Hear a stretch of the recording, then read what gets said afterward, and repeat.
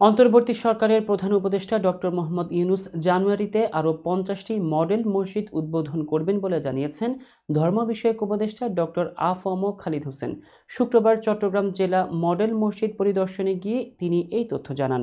এদিন ধর্ম উপদেষ্টা মসজিদের মাঠে মার্কাজুল হাফেজাত ইন্টারন্যাশনাল মাদ্রাসার আন্তর্জাতিক পুরস্কার পাওয়া হাফেজ ও হাফেজাদের হাতে সম্মাননা তুলে দিয়ে বলেন, কোরআনের উর্বর ভূমি হলো বাংলাদেশ। আন্তর্জাতিক অঙ্গনে হাফেজরা দেশের ভাবমূর্তি উজ্জ্বল করছে। ২০২৪ সালে আন্তর্জাতিক অঙ্গনে বাংলাদেশের নাম উজ্জ্বল করতে অবদান রেখেছেন এক নারীসহ ১৫ জন কোরআনের হাফেজ।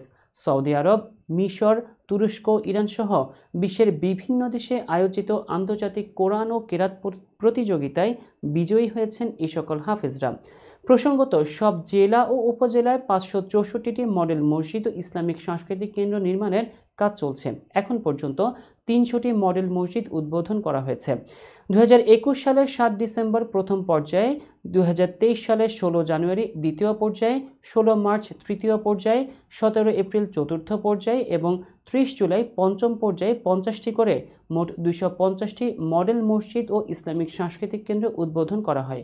সর্বশেষ ৩০ অক্টোবর ৫০টি মসজিদ উদ্বোধনের মধ্য দিয়ে সারা দেশে ৩০০টি মডেল মসজিদ ও ইসলামিক সাংস্কৃতিক কেন্দ্র উদ্বোধন করা হয়।